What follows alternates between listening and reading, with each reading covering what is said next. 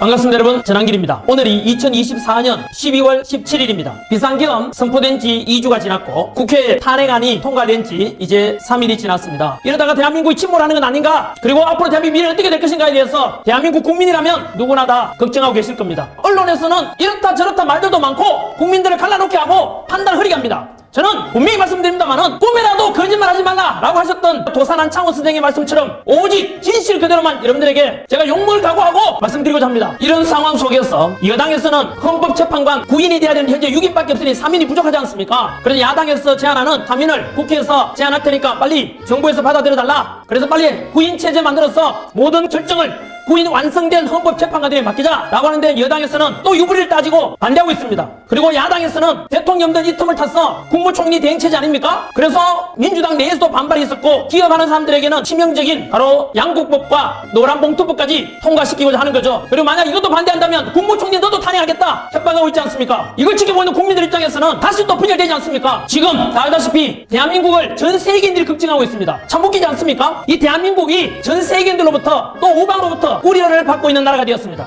민주주의의 핵심 근간 중에 하나가 바로 입법부, 사법부, 행정부의 삼권 분립일 것입니다. 권력 독점을 막아서 서로가 견제하게 하면서 그러면서 국가의 주인인 우리 국민들의 권리와 그리고 자유를 최대한 보장해주기 위한 그런 제도일 것입니다. 또한 민주주의의 통치는 사람에 의한 통치가 아니라 법에 의한 통치, 이름하여 법치주의를 근간으로 하고 있습니다. 대한민국 대통령 또한 마찬가지로 12월 3일 날 선포된 비상계엄은 그 법에 따라서 역시 대한민국 국회에서 탄핵을 가결시켰습니다. 그리고 이제는 헌법재판소에서 재판관들이 심판할 것입니다. 이제 우리 국민들은 헌법재판관의 법에 따라 당심에 따라 판결하기를 기다려야 되는 것이 법치주의의 기본일 것입니다. 여당 야당 마찬가지로 앞방 듣지 말고 헌법재판관들이 공정하게 심판할 수 있도록 기다리는 것이 국민들 보는데도 바람직할 것입니다. 민중은 오늘을 생각하고 지도자는 내일을 생각해야 된다. 민중은 감성적이고 지도자는 이성적이어야 된다 라는 말이 있습니다. 저는 우리 대한민국 모든 국민들께서 성숙된 시민의식을 가지고 이제는 각자 생업에 열심히 종사하면서 부디 대한민국이 외국에서 볼 때 해외 다른 나라 국민들이 볼 때 분열된 나라, 싸우는 나라가 아니라 법치에 따라서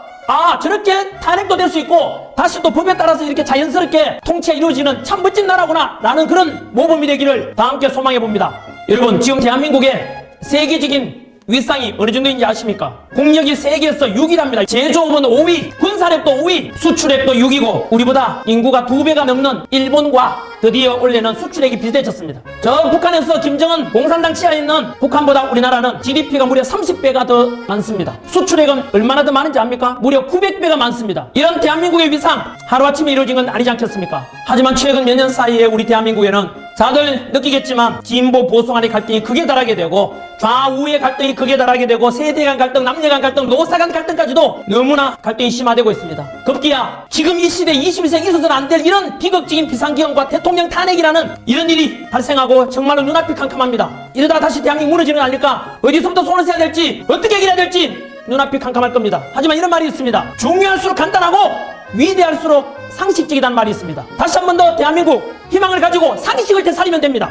정치가들은 정쟁을 줄이시고 대한민국을 생각해서라도 여야가 양보하고 대한민국 국민들을 생각해 주기 바라고 경제인들은 열심히 자기 사업에서 최선을 다해 주시고 근로자분들이 열심히 해주시고 학생들이 열심히 공부하고 공무원들은 각자 맡은 바에 최선을 다하면 그것이 바로 나라가 안정되고 다시 한 번 더 대한민국이 더욱더 도약할 수 있는 우리 과거 역사 100년 동안에 이보다 큰 전성기가 없었지 않습니까? 이런 전성기 기회가 왔는데 여기서 다시 침몰하다가서는 너무나 우리 후손들에게 죄를 짓는 것입니다. 여러분, 만약에 그럼에도 불구하고 이 혼란을 틈타서 북한 공산당이 좋아할 만한 사회 분열을 조장하고 갈등을 더 부추기고 자기 이익만 생각하고 국가와 국민은 안중에도 없는 이런 세력들에 대해서는 우리가 단호히 배척해야 되고 매의 눈으로 감시해야 될 것입니다. 정치하는 분들 국민을 두려워하십시오. 국민들 다 보고 있지 않습니까? 제발 국가를 위한 정치해달란 말입니다. 지금 정치에 대한 실망이 얼마나 큰지 아시지 않습니까? 이건 누구 책임입니까 지금? 꿈에라도 거짓말하지 말라. 나는 도산 창호 선생의 가르침대로 저는 제가 가르친 청년 세대들과 그리고 미래 세대를 위해서 그들에게 대한민국 현실은 이렇다, 역사는 이렇다에 대해서 팩트로 제가 안내해 줄 겁니다. 그래서 미래 세대들이 더욱더 대한민국에 대한 자부심을 가지고 대한민국 국민은 세계적으로 잘할 수 있다, 전 세계가 다시 1등할 수 있다, 강한 대한민국, 통합되는 국민, 그리고 평화 통일되는 대한민국을 물려주고 싶습니다. 그래서 저는 비록 욕먹더라도